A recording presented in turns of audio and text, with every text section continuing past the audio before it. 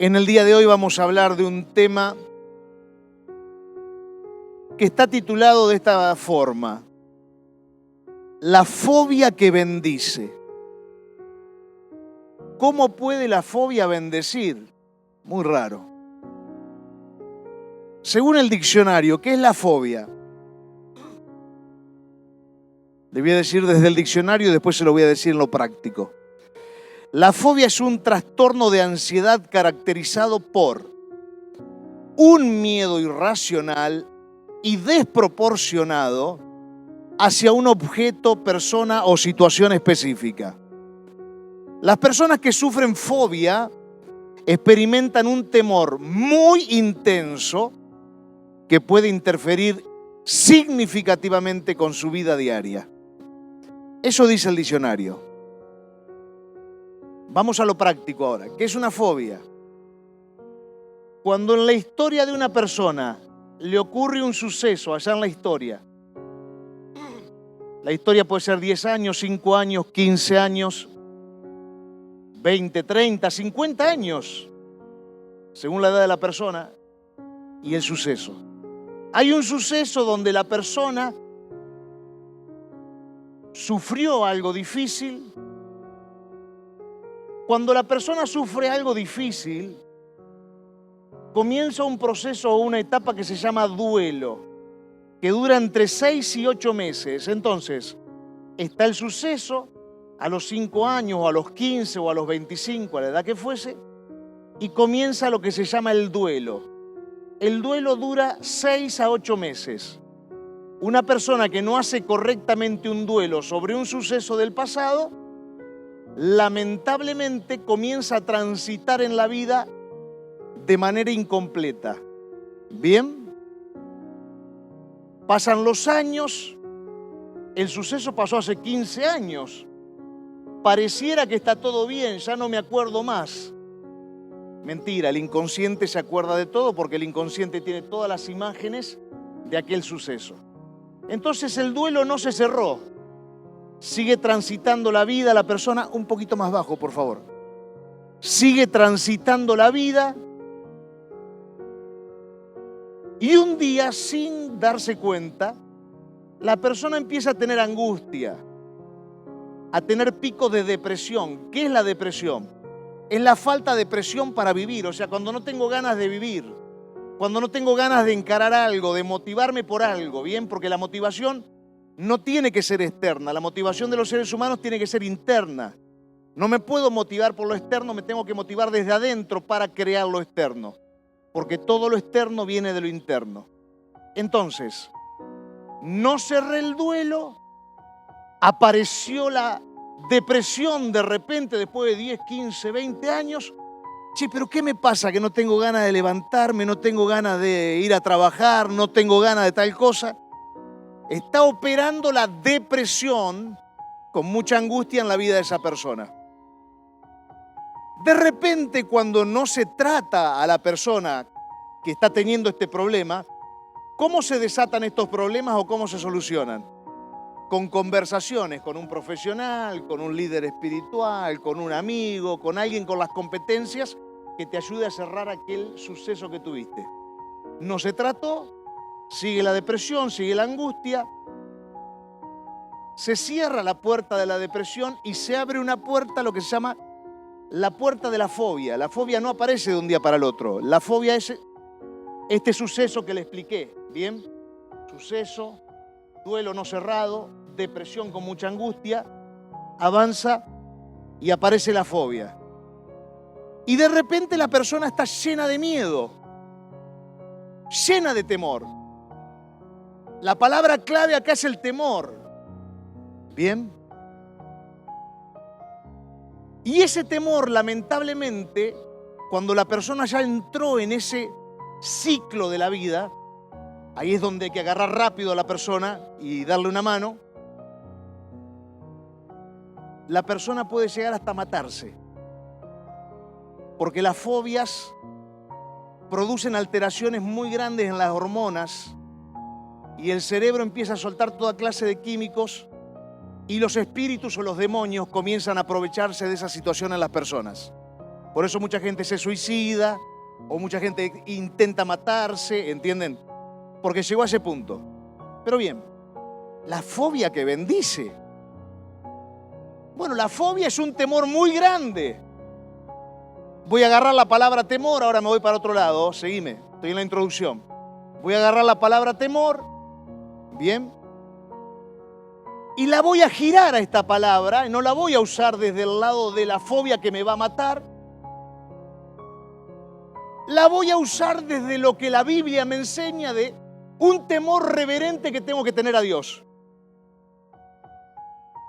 No lo voy a usar como fobia, con esas características de la fobia, pero sí voy a usar la palabra temor. Y la Biblia me dice que Diego, y ponele tu nombre, Diego tiene que tener un temor reverente a Dios. Y desde ese lugar quiero hablarte del temor reverente a Dios. Ahora, el temor reverente a Dios me llena de felicidad. El temor que hace reverencia a la fobia me llena de miedos, de ganas de matarme y de ganas de no vivir más.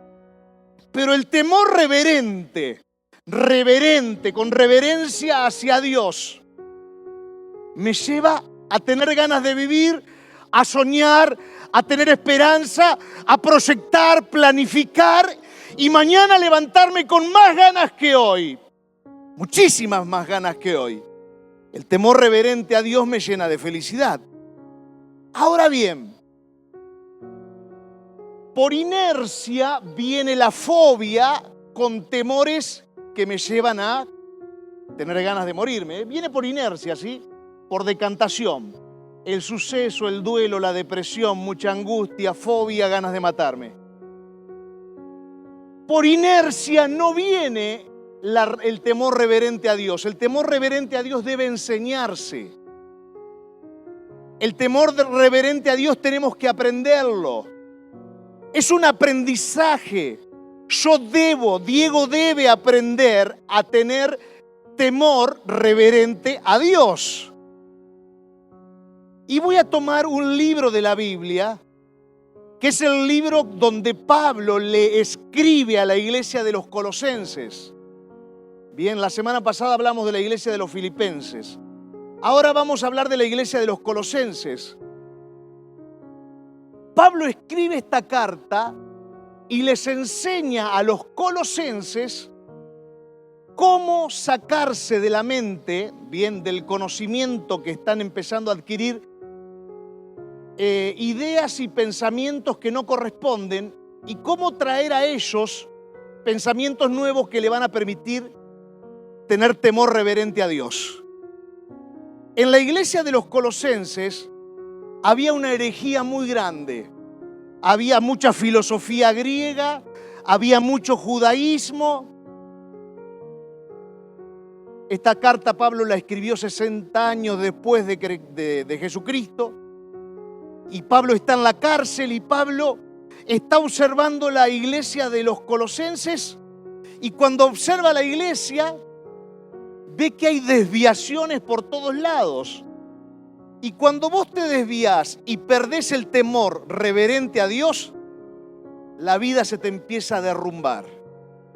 Pablo entonces comienza a observar a los colosenses y empieza a ver que se metió la cultura griega y ahora los que antes tenían un poquito de temor reverente a Dios, ahora resulta que están teniendo la posibilidad de tener culto a los ángeles y toman a los ángeles como seres intermediarios. Miren cómo se está desviando la iglesia. Empezaron a buscar en la astrología. La iglesia de los colosenses está rodeada de misticismo. Hay rituales paganos, festivales paganos. Empiezan a retroceder con el tema del judaísmo, la circuncisión, los días festivos, las leyes dietéticas. Comenzaron a negar la humanidad de Jesús. Y Pablo se empieza a preocupar porque Pablo dice, estos van camino a un precipicio, se van a matar. Quiero enseñarles el temor reverente a Dios. Por eso hoy quiero hablar de la fobia que te bendice, porque si el temor me lleva a tener fobia para tener ganas de matarme, bueno, Este temor del que hablo me tiene que hacer, en el buen término de la palabra, tener una fobia que me dé gana de matar mi carne para que mi vida sea bendecida y yo pueda servir a Dios. Con los Gálatas, Pablo luchaba con el judaísmo. Con los filipenses, Pablo luchaba porque no había unidad, porque estaba a punto de aparecer la división en la iglesia. Pero con los colosenses hay una guerra mucho más grande. Y Pablo les enseña cómo hacer para no perder el temor de Dios. 3 puntos quiero hablarles en esta mañana. Número 1, para tener temor reverente a Dios. Número 1, tenemos que amar la palabra verdadera. Tenemos que amar la palabra verdadera. Colosenses capítulo 1, verso 4 y verso 5. Miren lo que dice el apóstol Pablo. Recuerden, carta a los Colosenses, trabajo con eso en esta mañana. Habiendo oído desde la cárcel, dice Pablo, habiendo oído de vuestra fe en Cristo Jesús y del amor que tenéis para con todos los santos, a causa de la esperanza que os es guardada en el cielo, de la cual habéis oído ya por la palabra verdadera del Evangelio. Pablo está reconociendo, esto es importante en Pablo, reconoce que tienen fe en Cristo, reconoce que tienen un amor muy fuerte por los santos. ¿Los santos quién es? La iglesia, ¿bien? La iglesia son los santos. Dice, me doy cuenta de que tienen la esperanza guardada en el cielo. ¿Qué es esperanza guardada en el cielo? La vida eterna, conocen de la vida eterna, pero les voy a pedir algo. Sosténganse sobre esto, sobre la palabra verdadera del Evangelio. Pablo está empezando a enseñarles cómo tener temor de Dios. Cómo tener temor reverente a Dios para que tengan una vida bendecida. ¿Y qué es el verdadero Evangelio? Todos nosotros que estamos acá en esta mañana tenemos que conocer el verdadero Evangelio. ¿Qué es el verdadero Evangelio? Porque quiero decir esto, entre paréntesis, si no conocemos el verdadero Evangelio, lamentablemente no vamos a tener la palabra de verdad en nosotros. Y si no se revela el verdadero Evangelio en mi vida, es muy difícil que si yo no tengo conocimiento, tenga visión sobre lo que verdaderamente es el temor de Dios. 1 Corintios 15, del 1 al 4. Concéntrense fuerte acá para no perder la línea, ¿sí? No pierdan la línea de lo que les estoy diciendo. Sigan la línea, concéntrense, avísenle al cerebro, decirle, concéntrate de vuelta. 1 Corintios 15, del 1 al 4. Esta carta la escribe Pablo y está enseñando el verdadero Evangelio. Entonces, a los colosenses les dice, está todo muy bueno lo que ustedes en un principio conocieron, pero ahora aférrense a la palabra verdadera del Evangelio, porque les está viniendo toda esta ola. Los quieren hacer adorar a los ángeles, los quieren llevar al misticismo, los quieren llevar a la astrología.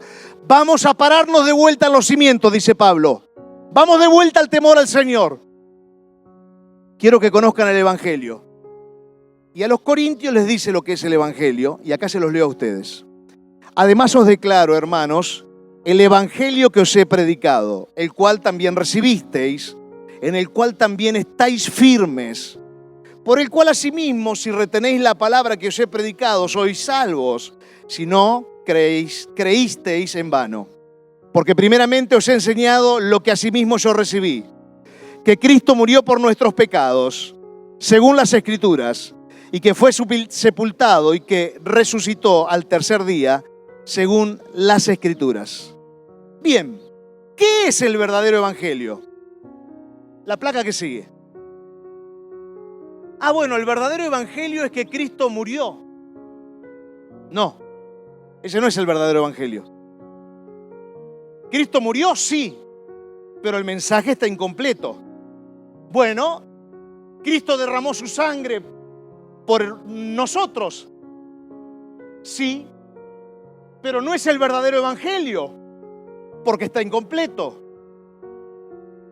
Yo quiero que vos vayas viendo a medida de que te voy leyendo estas frases, quiero que vayas viendo a Cristo Jesús puesto en una cruz,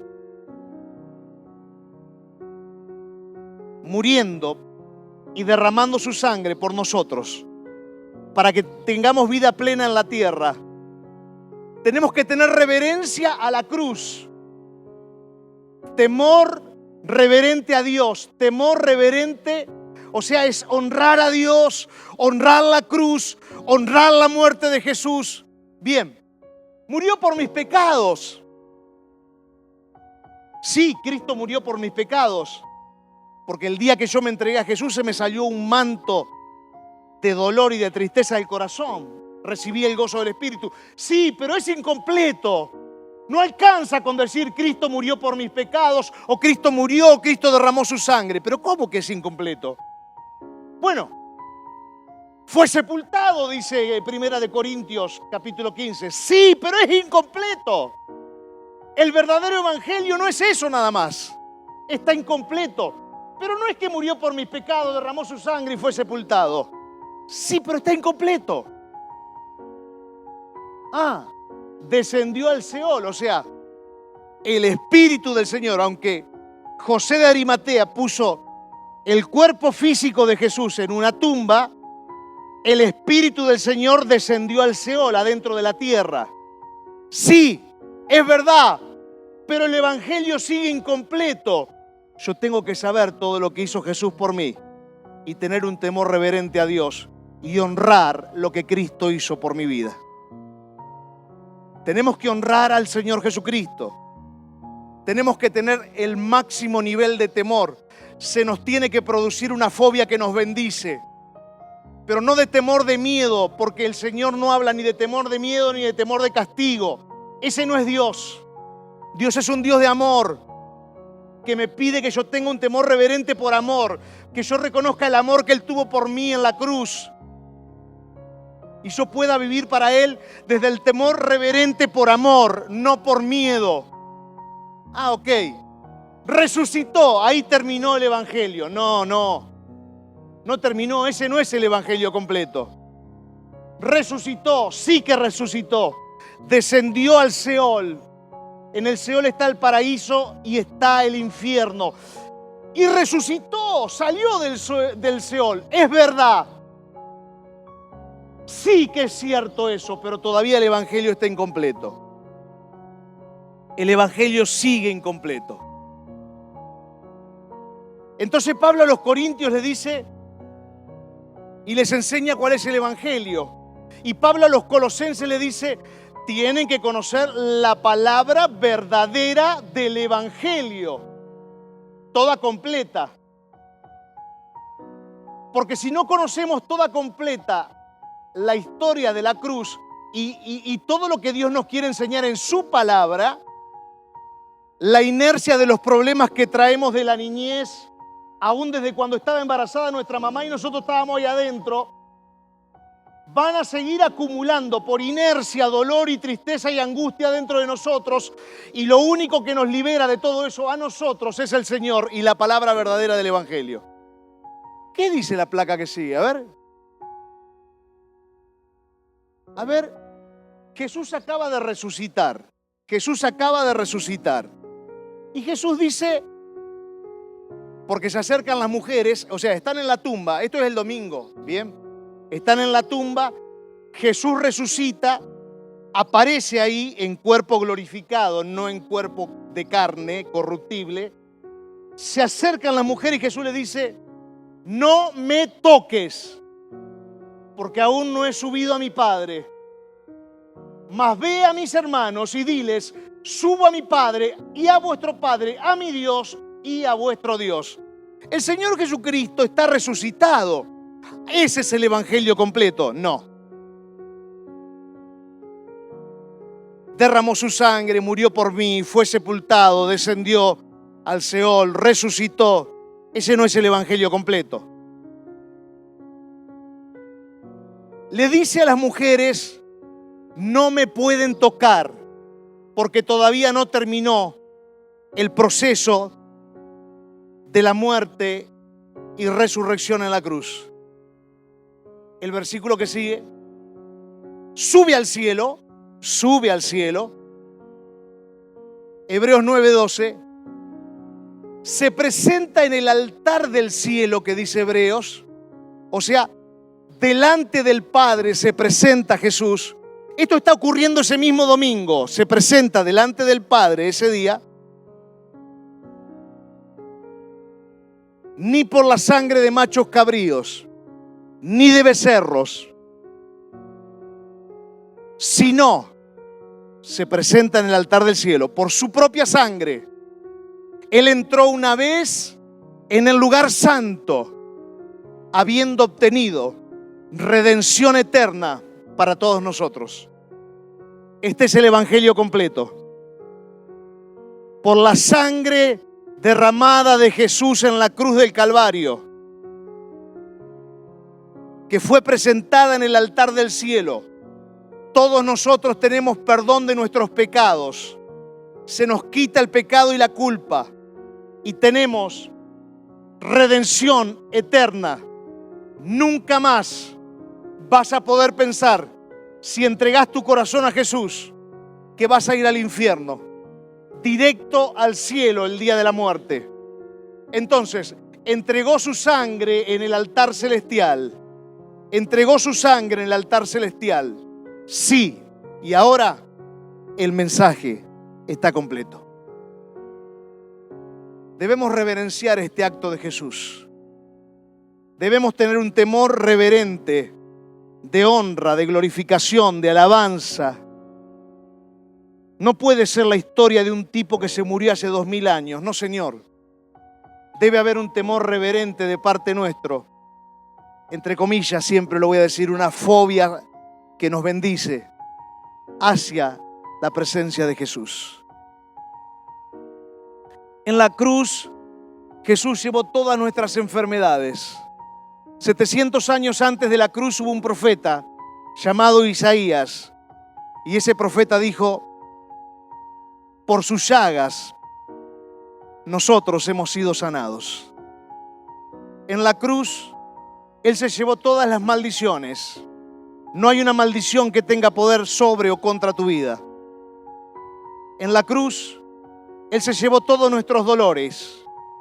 Todo dolor que esté en tu corazón, angustia, tristeza, algún tipo de duelo que no haya cerrado, Él se llevó todos esos dolores.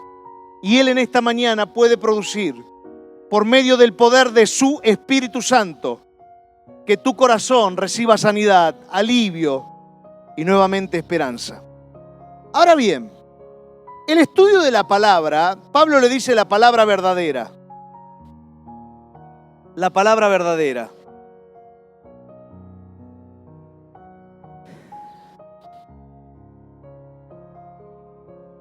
La palabra verdadera fue traducida al inglés en la Biblia King James. Del inglés fue traducido a la Reina Valera 1602. Bien, de la Reina Valera 1602 se tradujo a más de 1000 traducciones en español. Diferentes tipos de Biblia. Necesito que por favor presten atención a aquellos que aman a Dios y que de verdad quieren leer la palabra y quieren encontrarse, porque la palabra es la presencia de Dios en nosotros. Cada vez que abrís la Biblia, la presencia de Dios toma tu vida. La presencia de Dios llena tu corazón, te ministra, te da palabra, te da consuelo, te fortalece, te da aliento. Entonces la 1602 es la traducción más fidedigna al King James, al griego, al hebreo. Luego se tradujo, y la más cercana de la 1602, acá para nosotros, en la 1960. Después están muchas otras traducciones. Pero de las muchas otras traducciones que hay, ¿qué es lo que se ve por todos lados? Hay 15, 20 mil palabras diferentes al original. Biblias que usan los evangélicos, NBI, Nueva Versión Viviente, Nueva Traducción Viviente, 15, 20 mil palabras diferentes al original. La Biblia de los adventistas, 18.000, 20.000 palabras diferentes al original. La Biblia de los católicos, lo mismo, un montonazo de palabras diferentes al original. Y entonces Pablo dice, la palabra verdadera. ¿Por qué les está diciendo la palabra verdadera? Porque, vamos a la introducción de vuelta, porque la filosofía griega estaba trayendo palabras, conocimiento y acciones que podían comenzar a tener los de la iglesia de Colosas, que no tenía nada que ver con la palabra verdadera. Estaban desvirtuando, igualmente el judaísmo, estaban desvirtuando lo que Pablo les había enseñado, estaban corrompiendo la palabra verdadera. Y dice el apóstol Pablo a Timoteo, mas el Espíritu dice expresamente que en los postreros tiempos algunos apostatarán de la fe, escuchando a espíritus engañadores y doctrinas de demonios. ¿Ustedes pueden creer que una Biblia tenga 20.000 errores y estemos leyendo Biblias con 20.000 errores de traducción? 18.000 errores de traducción, 15.000 errores de traducción, y creyendo que estamos leyendo la palabra verdadera, estamos leyendo cualquier cosa. Dedíquense a estudiar la palabra. Dedíquense a estudiar. Pablo decía, yo me dedico, decía Pablo, ahora después se lo leo, yo me dedico a conocer más a Jesús y quiero conocer más el poder de la resurrección. ¿Por qué? Porque si él conocía esto, iba a tener un temor reverente mayor hacia Dios. Entonces, habiendo dejado este primer punto, dejamos el primer punto, vamos al segundo, son 3 puntos. ¿Volvé a concentrarte? Bueno, decile al que está al lado tuyo, dale, concentrate de vuelta, arrancá de cero. Decíselo, tocalo, hacé lo que quiera. Pero decile que se concentre de vuelta. Debemos conocer la voluntad de Dios. Debemos conocer la voluntad de Dios. Vamos a hacer una cosa. En 3 o 4 placas viene un video. Vamos a ponerlo ahora el video. ¿Lo tenemos a mano? Vamos con el video. Debemos conocer su voluntad. O sea, personal. Ahora no hablo de la voluntad de la iglesia. Hablo de la voluntad que Dios quiere que vos conozcas sobre tu vida y para tu vida. Vamos. Dios está llevando a la iglesia, a las personas, a una madurez. Esa madurez nos va a dar la facultad de discernir entre lo que es de Dios y lo que no es de Dios. Muchas veces no sentirás orar, muchas veces no sentirás perdonar, muchas veces no vas a sentir recoger la toalla. Pero antes de lo que tú sientes, debes entender, Dios quiere llevarte a hacer lo que tú debes. Cuando en tu vida, en tu seguir, en tu caminar, seas una persona que tome la decisión de hacer lo que se debe, más no lo que se siente, muchas cosas en tu vida se van a empezar a restaurar. Muchas cosas en tus relaciones, con tus hijos, con tu negocio. Cuando usted aprende a hacer lo que se debe o recibe la facultad de Dios de hacer lo que se debe, el compromiso, la convicción y todo lo demás será el resultado de ese deber. Sobre tu vida y sobre mi vida hay una voluntad. Yo no sé la fecha en que voy a morir. Sé que nací el 2 de junio de 1973. Conozco la fecha de nacimiento. No conozco la fecha en que me voy. Pero hay una sola cosa que quiero hacer. Recién estaba en el fondo y le pedía por favor a Dios que no me deje irme de la tierra sin hacer lo que tengo que hacer. Y esa es mi oración de todos los días. Que me ayude. Debemos conocer su voluntad para hacer lo que tenemos que hacer. Vos sos un Messi en lo que te toca hacer. La pregunta es si de verdad querés hacer lo que tenés que hacer antes de irte. Esa es la pregunta. Entonces a los colosenses en el versículo 9 del capítulo 1, Pablo le dice, por lo cual también nosotros, desde el día que lo oímos, no cesamos de orar por vosotros y de pedir para que seáis llenos del conocimiento de su voluntad. Repito, Pablo dice, estoy orando y el grupo que está conmigo, Timoteo, estamos todos orando para que ustedes conozcan la voluntad de Dios. La conozcan en toda sabiduría y entendimiento espiritual. Entonces Pablo les dice, Estamos orando para que tengan conocimiento de su voluntad. Pablo pide para que los creyentes tengan comprensión clara y profunda de lo que Dios quiere y desea hacer para sus vidas. La misión de la iglesia, misión. La misión es el propósito por el cual uno vive o el para qué existe algo. Entonces, ¿para qué existe la iglesia? Mateo 28:19. Para evangelizar a los perdidos, para discipular a la gente, para bautizar a las personas y para enviar a las personas. Misión universal de la iglesia. ¿Para qué existís vos? ¿Para qué naciste vos? Yo sé para qué nací yo. Bien, me quiero morir haciendo lo que tengo que hacer. Muchos de ustedes ya saben para qué nacieron, otros no. La pregunta es, ¿cuál es tu misión en la tierra? ¿Cuál es el motivo de tu existencia? ¿Por qué te enviaron en este tiempo a la tierra y no hace 2000 años, 3000, 4000, 5000 años atrás? ¿Por qué es ahora y no más adelante? ¿Cuál es el motivo por el cual el Señor te envió a la tierra? Si conocemos su voluntad, vamos a tener un temor mayor y reverente. Y al revés, si tengo temor reverente, la fobia, entre comillas, que me bendice, reverente hacia Dios, voy a querer hacer su voluntad sí o sí. No me voy a querer ir sin hacer su voluntad. Pablo dice, le pido a Dios que les dé sabiduría. ¿Qué es la sabiduría? Es la capacidad de aplicar el conocimiento de Dios, o sea, la voluntad de Dios para mí a la vida cotidiana. Es la capacidad de tomar decisiones acertadas. Sabiduría es la capacidad de vivir de acuerdo a los principios de Dios para mi vida. Y dice Pablo, quiero que tengan entendimiento espiritual. El entendimiento espiritual es la capacidad de comprender las cosas espirituales. Es la capacidad de comprender lo sobrenatural. Es esa capacidad que se desarrolla en uno de empezar a entender las cosas eternas. Nosotros en nuestro espíritu tenemos comunión, conciencia e intuición. ¿Bien? 3 cosas tenemos en el espíritu.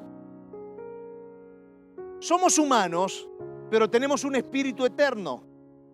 Si yo le pregunto a la persona más grande que esté acá, el más grande, al mayor de todos, ¿tenés pensado morirte? ¿Saben lo que me va a contestar? Sé que me tengo que morir un día, pero ni siento que me tengo que morir, porque internamente nunca, jamás vamos a pensar que nos vamos a morir. ¿Por qué? Porque el espíritu es eterno para vivir en el infierno eternamente o para vivir en el cielo eternamente. Nunca pensamos que nos vamos a morir. Sabemos que nos vamos a morir, pero no pensamos internamente desde el espíritu en que nos vamos a morir. ¿No te gustaría hacer la voluntad de Dios antes de irte de la tierra? Te invito a crecer en el temor reverente hacia Dios. Te invito a que tengas la fobia que te bendice y que no partas de esta tierra sin haberlo hecho antes. A mí se me cayeron las lágrimas recién allá atrás, porque yo decía, Señor, no me dejes irme, por favor. No me dejes que me vaya si no hago lo que tengo que hacer antes.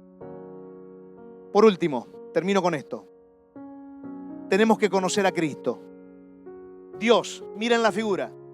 Dios, el Padre, bien, el Hijo y el Espíritu Santo. Todos los que recibieron al Señor Jesús en su corazón, que entendieron que Jesús murió por mis pecados, fue sepultado, resucitó por mí, entregó su sangre en el altar, y creen en Jesús como el Señor de su vida, el Espíritu Santo, miren a Dios, el Espíritu Santo ya está en sus corazones. ¿Bien? Ahora Pablo dice, yo tengo que conocer a Cristo. Porque si conozco a Cristo voy a tener más reverencia hacia Dios. Porque Cristo es la imagen del Dios invisible. Entonces me tengo que dedicar a conocer a Cristo. Filipenses 3:10. Dice Pablo, que conozca a Cristo. Quiero conocer a Cristo, dice Pablo. Y quiero conocer la potencia de su resurrección. Y la participación de sus padecimientos. Y que se ha hecho, habla de él, semejante a él en su muerte. Entonces Pablo está diciendo, quiero conocer a Cristo. Quiero tener información sobre Cristo, sí, pero lo que más quiero es intimidad con Cristo. Quiero conocer el amor de Cristo. Quiero que se me pegue más el carácter de Cristo en mi vida. Quiero que el propósito que Cristo tiene en mí se me pegue. Estaba hablando de una intimidad, de una relación. Dice, quiero conocer el poder de la resurrección, de lo que les hablé recién. Él está expresando lo siguiente, quiero que el evento central de la creación, que el evento central de los seres humanos, que es la cruz, quiero que se me revele. Quiero participar en sus padecimientos, dice en Colosenses 1:24, me gozo en los padecimientos por vosotros y completo en mi carne lo que falta de las aflicciones de Cristo por su cuerpo, que es la iglesia. Y dice, por último, hecho semejante a su muerte, en su muerte, Pablo desea ser transformado de tal manera que se vuelva él mismo a la imagen de Cristo, adoptando o adaptando en él el carácter y la naturaleza de Jesús. Tenemos que conocer más a Jesús. Tenemos que conocer más sobre la resurrección o el poder de la resurrección. Conocer a Jesús es conocer los evangelios. No te pongas a leer el Antiguo Testamento si no conoces a Jesús. Por supuesto que el Antiguo Testamento conecta al Nuevo, pero vos tenés que conocer a Jesús. Si no conoces a Jesús, la imagen del Dios invisible no se te va a revelar. El Espíritu Santo quiere que reconozcamos nuestra necesidad de Jesús. Entonces, Mateo, Marco, Lucas, Juan, el libro de los Hechos nos muestra cómo el Espíritu Santo trabajó con los judíos, cómo el Espíritu Santo trabajó con los gentiles, que somos nosotros los que no somos judíos. Tenés que conocer el libro de los Hechos. Tenés que conocer las 13 cartas del apóstol Pablo. ¿Por qué? Porque todo esto te va a hacer conocer profundamente a Jesús. Y te va a hacer conocer profundamente el poder de la resurrección. ¿Querés enamorarte de Dios? Conoce a Jesús. ¿Querés que tu vida no siga en este camino descendente que por inercia te lleva a la fobia, a la angustia, tristeza? Bueno, gíralo. ¿Cómo lo giro? Luchando contra la fobia, no señor, contra la fobia no se lucha.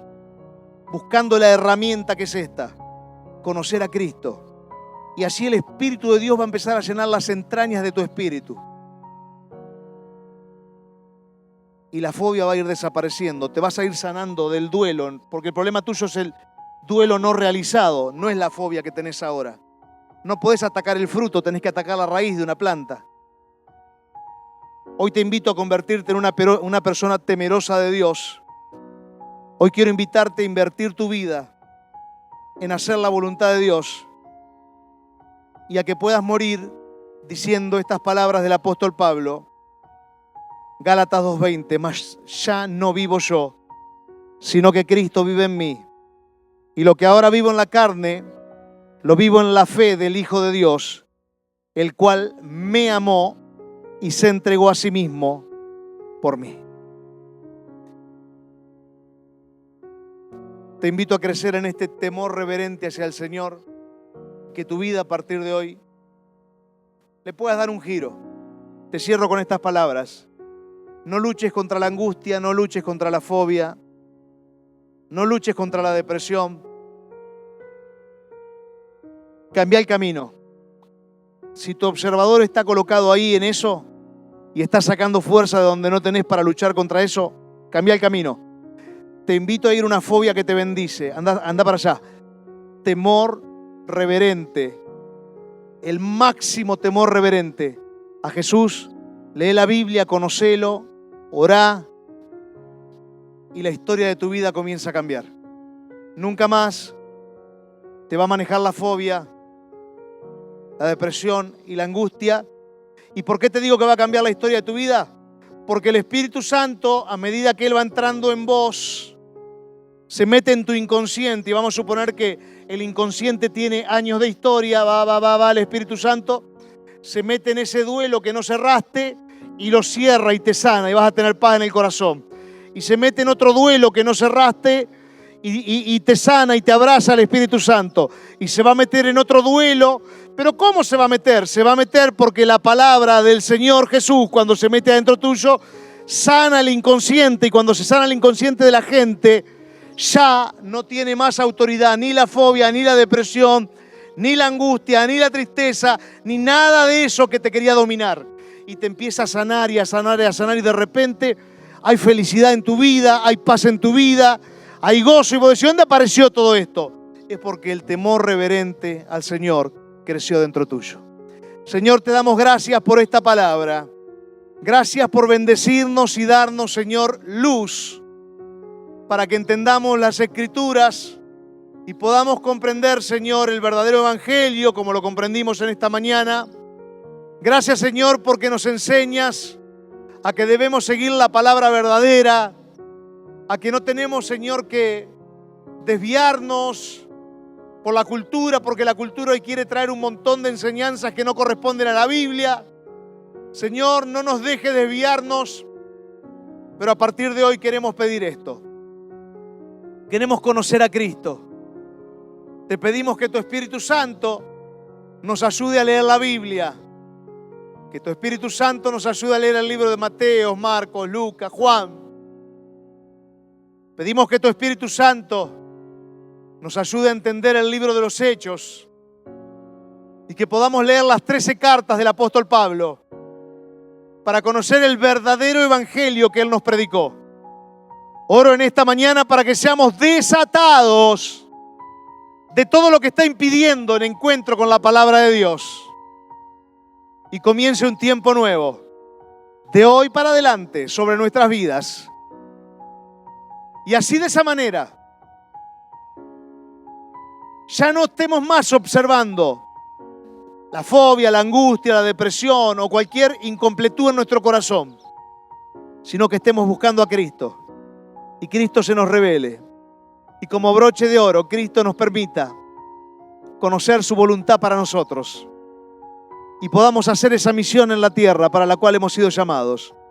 Bendigo, Señor, esta congregación en el nombre de Cristo Jesús. Amén y amén.